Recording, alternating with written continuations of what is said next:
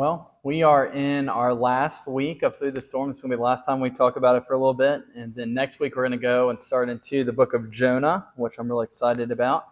But this week, we're going to be wrapping up Through the Storm. And so I've intentionally saved this talk to be the last one because when you're typically going through a storm in a difficult time, there's a time and place for everything. And as you start a storm in a wrestling, especially if it's grief or if you're struggling, usually getting to more of why we suffer and asking those why questions don't really come till later. And so I wanted to save this for last because as you get through it and then you start able to process it, that's usually when you start asking those questions and you have the ability to hear what's being said. And so I wanted to focus in on this last. And so I titled this one, Why We Suffer. And at the end of it, I'm not going to have an answer for you. So, but I wanted to go through our theme verse. It's Matthew 7:24-27. It says, "Everyone then who hears these words of mine and does them will be like a wise man who built his house on the rock. The rain fell and the floods came and the winds blew and beat on that house, but it did not fall because it had been founded on the rock. And everyone who hears these words of mine and does not do them will be like a foolish man who built his house on the sand. The rain fell, the floods came, the winds blew and beat against that house, and it fell. And it was great was the fall of it." And so this is this part where Jesus is talking about if you take what I'm saying and you put them into action, you're this wise man. But notice that the storm hits both of them. And our goal has been that not only are you able to get through a storm, but hopefully you're able to grow through that storm. That the storm doesn't just knock you on your butt and you're trying to simply recuperate, but hopefully that storm serves a greater purpose. That hopefully it can strengthen your faith. And that's going to be what we're talking about today. And see, when you're not going through a storm, you can say whatever you want about how you follow Jesus and how much you love Jesus. It's the storms that always reveal what you really believe and the quality of your faith. And that's going to be the question that Satan starts to ask God as we start the book of Job, is the quality of Job's faith. And it reminds me, a couple years ago, I had a pair of Oakley sunglasses, and I like to golf. And so I went with my friend about 2 hours away, and we were golfing there. I was in a rush to get back, and so in my rush to get back, I left my pair of Oakleys there. So then my friend proceeded to tell me about these Chinese knockoffs that you can get that will say the brand that you want, and they're great, and it's the same price if you just buy a pair of cheap sunglasses. And so I believed him. So I went and bought a pair of cheap knockoff Ray-Bans that were like $15. And it took like 3 months to get there. I regret this decision the whole way. But when you get it in the mail, it comes in a Ray-Ban box, as if you bought it from Ray-Ban themselves. And you open it up, and it's got the Ray-Ban little glass cleaner that comes with them, and you're like, wow, this is pretty good. Maybe I got a real pair. And so then you open it. I mean, the sunglasses have the Ray-Ban branding. Everything looks exactly the same. Even when you put them on, the glasses are polarized, and you can tell the difference of looking glasses and everything. And so I was really excited. And so as I put them on, I don't know if you can notice, but I got a big head. And so usually when I put sunglasses on, after a while, it just stretches the sunglasses out because my head is big. And so a couple weeks of wearing them, I go to put them on one day, and the arm of my Ray-Ban glasses just falls off because my head's too big. And so those cheap glasses that I thought maybe possibly were the real thing were just cheap knockoffs. And they couldn't last being used all the time. And the only way for me to tell what the quality of the sunglasses were for me to use them. And as they were used for about a month, they didn't hold up. And so that's the point, is that the quality of something, you don't know the quality of something until it's tested. And so as believers of Jesus and followers of Jesus, we can't tell the quality of our faith until we face storms, until something comes in that hits you so hard that now decides of how you're going to respond. And so I can go to church and I can say that I'm a good Christian. I can read my Bible. I can pray. I can listen to worship music. I can love others. But it's not until that is tested that shows the roots and the depth of that faith. And it's that testing that reveals a lot for us. And as we are introduced in Job, it's the exact question that Satan starts to ask God. As Satan enters the courtroom of God in Job 1, and we'll talk about in a little bit, the main thing that he's pushing back on is he says that Job is, of course, going to follow you, God, because you protected him this whole time from me, and you've blessed him in everything that he does. And so, of course, he's going to follow you because you've rewarded him every step of the way. And so that's what launches the book of Job. But before we go any further, I want to give you some context for the book of Job. There's 3 books of wisdom in the Old Testament. You've got the book of Proverbs, you have the book of Ecclesiastes, and then you have the book of Job. Now, the book of Proverbs is going to teach whatever you reap is what you sow. So if I do good things, then what's going to happen back to me? Good things, right? So if I'm doing good things, if I'm following God, then I'm going to be blessed. That is what the book of Proverbs teaches. If we go to Ecclesiastes is going to come in and he's going to say, that's not really the case. Sometimes bad things happen to good people. And you can probably look at your work life and your personal life. There's times where you've really done a lot of good things, you've sacrificed, and maybe you didn't get the promotion. Or maybe you've done all these other good things and you still had something bad happen to you. So the book of Ecclesiastes kind of pushes back against that and says, well, that's not really what happens all of the time. And so now as we get to the book of Job, Job is going to be wrestling between these 2 things. Job is going to be answering this question is can God be trusted and is he just? Does he actually follow through and uphold what is good? And that is the question the book of Job is answering. So there's a couple main characters that we're going to get to. And the reason I'm doing this, and even as you open up your bulletin, it doesn't have a verse. It just says the book of Job because we're doing an overview of the book of Job. So we're going to fly through this. I'm going to try to give you as much as I can, but I don't want to limit it a little bit. And so the main characters, you've got God, obviously, who's going to be there. He's going to be at the beginning of the book. He's going to be at the end of the book. You have Satan, who's going to be at the very beginning of the book, and he's the one that does all the bad things to Job. Then obviously you have Job, who's your main character, and he is the man that is righteous and does well. And then all of the bad things happen to him. And then you have his wife and his 4 friends. That's all your characters in the book of Job. And so I want to start off by reading Job 1:1 and Job 1:8. Now, because we're covering a lot and I'm going to be jumping around, I'm not going to give you as much time to turn to these verses. So my hope is that you'll just write these down because I don't want you to think I'm just quoting and randomly making things up. So Job 1:1 and Job 1:8. This is what it says. In the land of Uz, there lived a man whose name was Job. The man was blameless and upright, and he feared God and shunned evil. And then Job 1:8 says that then the Lord said to Satan, have you considered my servant Job? And catch what God says about Job. There is no one on earth like him. He is blameless and upright, a man who fears God and shuns evil. So as we start the book of Job, we're introduced to Job. And the very first things that we're told about him is that Job is a really righteous man. He's done no wrong. And so when Job has all these bad things happen to him, we should already know that Job doesn't really deserve what's happening to him. It's not like Job went out and did all these bad things and that's how he's rich and that's how he's gotten blessed this way. Job has done a lot of good things. And God himself calls Job blameless and upright. And so we know that Job is of good character. He follows God. But things start to change in verse 9. And so in this, all the angels are coming before the Lord, and Satan is a part of that. And so Job 1:9-11 is where we're going to figure out what starts to happen. It says, and this is Satan talking, he says, does Job fear God for nothing? Satan replied, have you not put a hedge around him and his household and everything that he has? You have blessed the work of his hands, so that his flocks and his herds are spread throughout the land. But now stretch out your hand, strike everything he has, and he will surely curse you to your face. So that's what launches it. Satan questions the quality of Job's faith. Job only follows God, and according to Satan, Job's only following God because God blesses him, or because Job's experienced an easy life. And everything that Job's done, he's been successful in.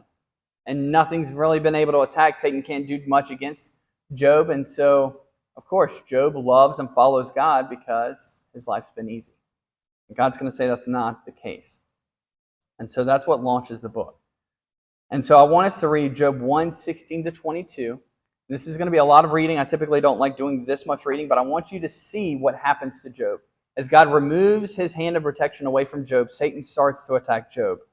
And he says, while he was still speaking, another messenger came and said, the fire of God fell from the heavens and burned up the sheep and the servants, and I'm the only one who has escaped to tell you. And while he was still speaking, another messenger came and said, the Chaldeans formed 3 raiding parties, swept down on your camels and made off with them, And they put the servants to the sword, and I was the only one to escape and to tell you. And while he was still speaking, yet another messenger came and said, your sons and daughters are feasting and drinking wine at the oldest brother's house. And when suddenly a mighty wind swept in from the desert, struck the four corners of the house, and it collapsed on them, and they are dead. And I'm the only one who has escaped to tell you.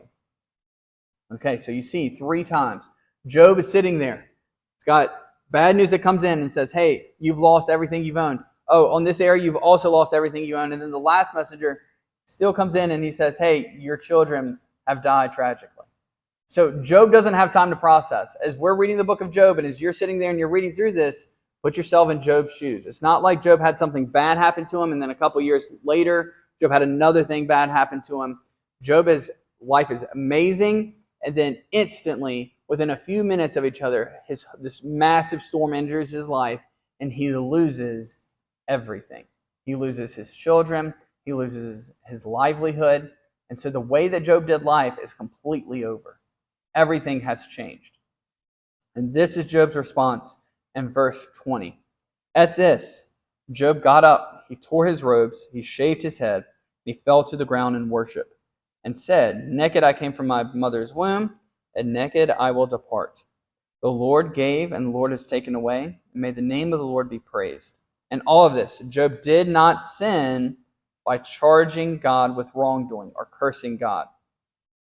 And so that's how we are introduced to him. In chapter 2, things get worse for Job because Satan comes back and he sees that Job has responded well to everything that's happened. And so Satan says, well, let me attack him physically. And so in chapter 2, Job gets a disease with boils that break out through his whole body, and he's absolutely miserable. And then in chapter 3, we see that Job starts to process all that's happened. In chapter 3 is when he not curses God, but he curses the day that he was born. So if you read through chapter 3, there's this poem where Job is sitting there and he's lamenting and not liking the fact that he was born. He's cursing the day that he was born because of all the things that he's gone through in one moment. And so Job starts to swing from despair one day to trusting God the next. And so what I want us to pause and what I want us to think about is that Job is grieving. And if you are grieving, how grieving works is that it comes in waves. When you've experienced loss, you know this, that you experience the loss and it hits you, and then you kind of get a little bit better, and then it hits again. And so for Job, as he's going through this storm, as he's going through the loss of his whole way of life, he's lost his children, and now his physical health is not well. Job is swinging his pendulum from, I'm not trusting God, cursing the day that I was born, to, I'm trusting God. And I really love this if we can pause and just appreciate the fact that as we read this story, Job is not held up as this amazing hero who weathered all of this stuff well, because he doesn't. Job doesn't weather this storm well, and it's understandably so. Not imagine to be in Job's shoes, where he loses his children, he loses everything, and his health is now pretty bad.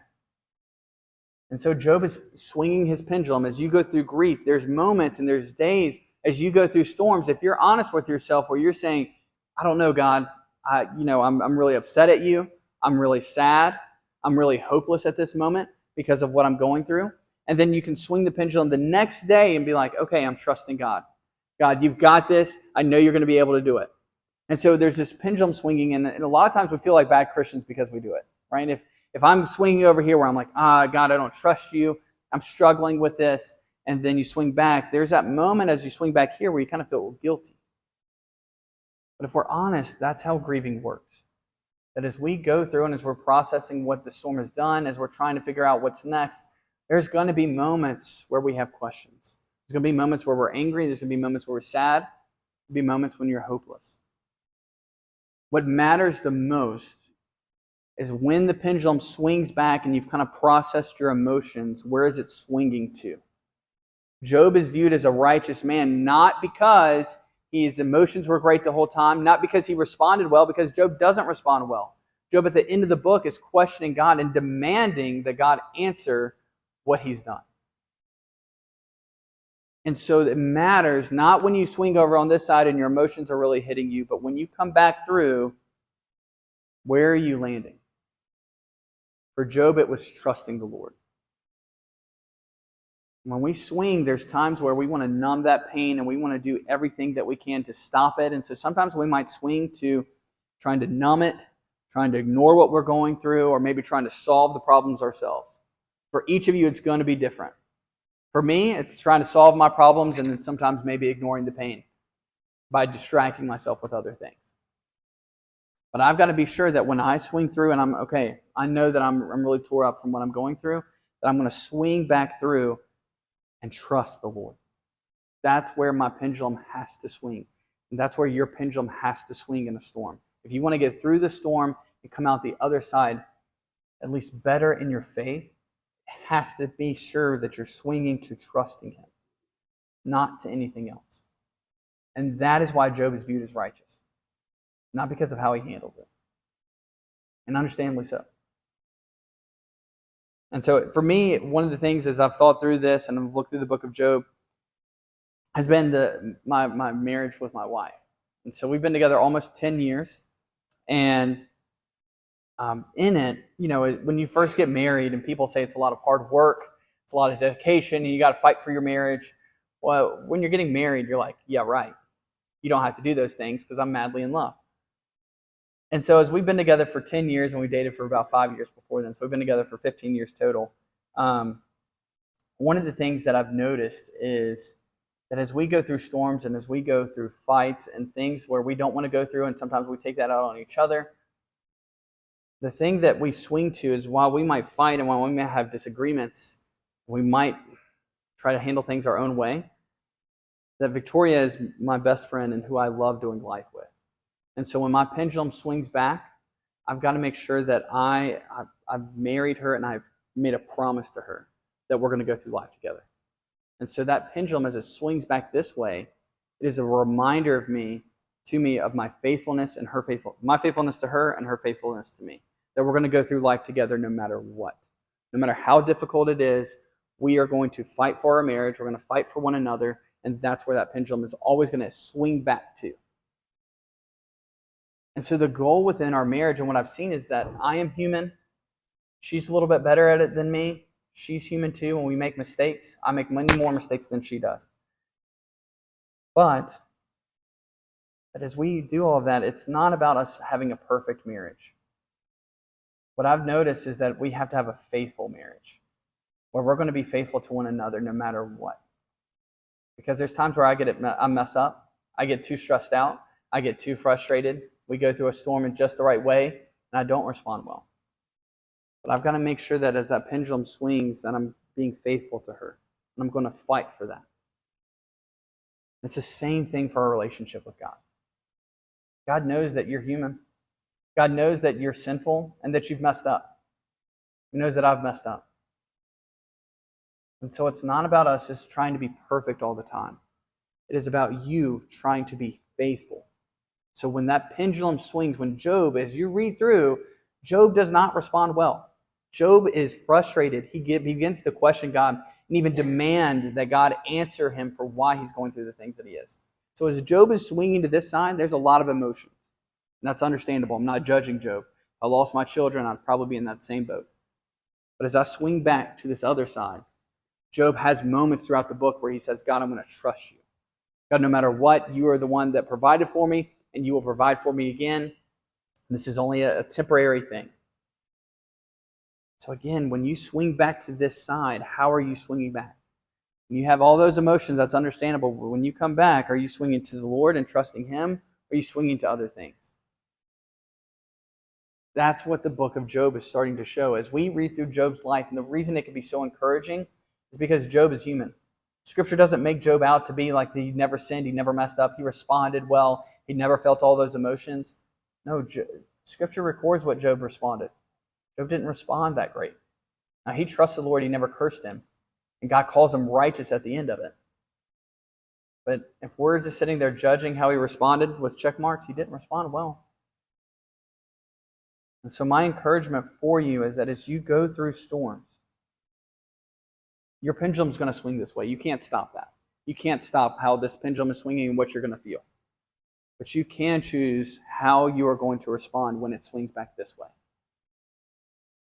When you calm down a little bit and grief kind of removes itself and you can kind of think a little bit more clearly and you can set your mind and hope on what? Is it on the Lord?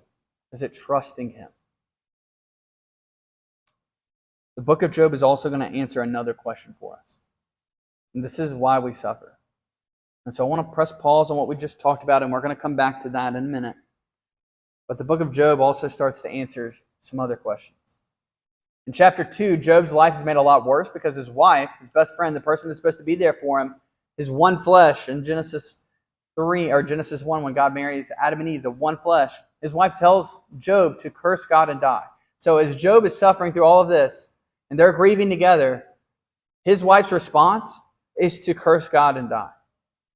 Then Job has 4 friends who come into the picture, and they sit with him for a week, but they don't sit with him nearly long enough. And they start in on Job. And they say, Job, surely you've messed up. You've done something wrong. That is why you're going through the things you're going through. And it's Job, as you read through the book, as he's making these pendulum swings between high emotions and trusting in the Lord, he's also dealing with his friends that are saying, you've done something wrong. What have you done to deserve this? And so if we can press pause and we look at that, that's what the book of Proverbs teaches. That the good will be rewarded and bad's going to be punished. And so Job's friends have bought into that.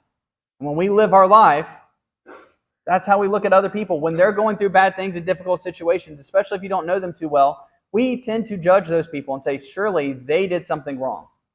They deserve to be where they are because obviously they have messed up, they didn't follow the Lord, and so that's what they get. That's how we tend to view our life and those around us. But as we've read the book of Job, as you know the book of Job, Job didn't do anything wrong. And so Job is sitting there and his friends are sitting there attacking him and attacking him and attacking him, never offering encouragement. Don't be his friends. This is not an encouragement for you to be his friends. Terrible example. But as Job is sitting there and he's wrestling through with all that he's got to go through, he's saying that it's not me that's messed up. Where Job starts to point the finger is at God. That's where he starts to demand that God answer why he's made Job go through the things he's gone through. And so what Job is wrestling with is God just? Does he really uphold what is good and what is righteous? Is there a point in me following God, or should I just throw my life away because he's going to do whatever he's going to do? And so as Job's wrestling through this, there's these principles that are being answered. Proverbs has taught this, Ecclesiastes has taught this, and now Job is going through it. He's experiencing all of these things. And finally, God's going to show up. And he shows up in Job 38. And he's going to answer Job's questions. And this is what he starts through. Job 38, 1-3 is where God shows up. He's going to show up in a big storm. And then this is where he speaks. Job 38, 1-3.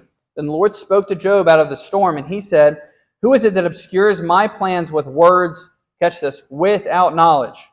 Brace yourself like a man, and I will question you, and you shall answer me. So the Lord, Job's gone through all of this, and there's been some time. We don't know how much time, but there's been some time. And then God shows up in this big storm, and now God starts to ask Job questions. And so for the next 3 chapters, God is just sitting there talking. Job will come in and interject and say, okay, I'm so sorry, I messed up. And God says, I'm not done yet. And the point being is that God takes Job and he says, hey, were you there at creation? And then he takes him to the stars and he shows the complexity of the world, how big and how complex the world is around him. And the point being, the world's too complex for us to understand. And he eventually will show him, and this is where our answer is, in Job 40 and 41, he's going to introduce us to 2 monsters. One's called a behemoth, one's called a leviathan. Job 40, God talks about the behemoth, and Job 41, he talks about the leviathan. Now, these monsters are so big, or these animals are so big, that humanity believes them to be bad, that they are evil monsters. They've been messed up by sin. And God says that they still serve a good purpose. And so there lies the wisdom that Job teaches, that when we go through storms and as we go through things, we might see only the bad things, but there might still be, and there is still a good reason why you're going through that. God has allowed it for a purpose. But we, being humans that don't understand as much, are never going to be able to see that full picture. Because as God enters in and he asks Job all these questions, God never answers Job's question. God never sits down with Job and say, okay, let me tell you what exactly happened. Let me tell you why I let you go through that. All he responds with is that this world is too complex for you to understand.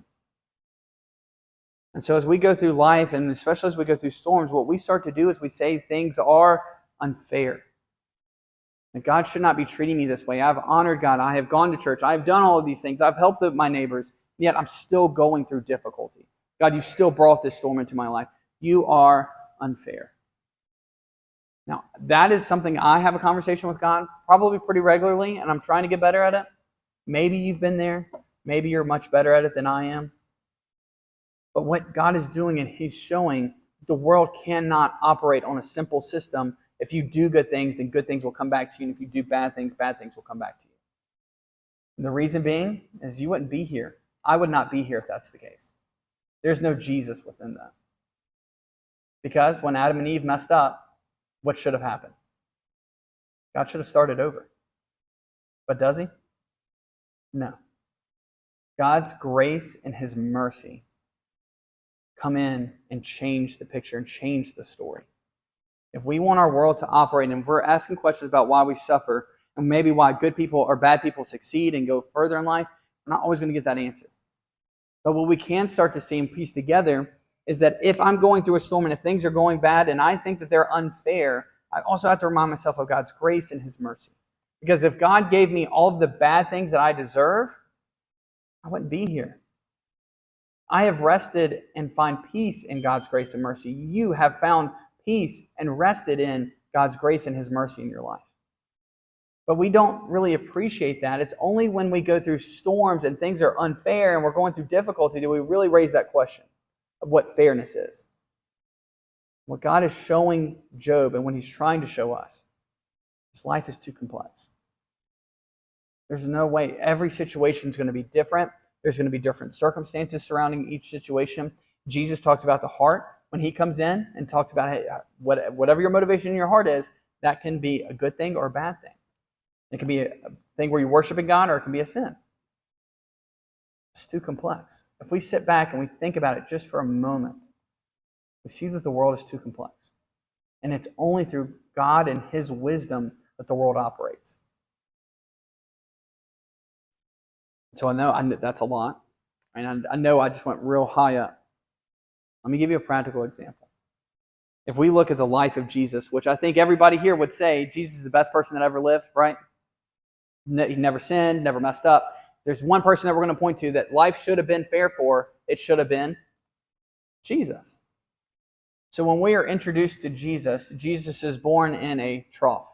God of the universe, who's going to save us, is born in a feeding trough. And then we get to when He's about 2 years old. Herod decides to kill all of the children in that area because he's trying to kill Jesus. He doesn't want another king to come in and usurp His authority. So Jesus has to flee to Egypt. We can start to piece together through the New Testament that Joseph dies at some point when Jesus is little. Joseph is never mentioned again.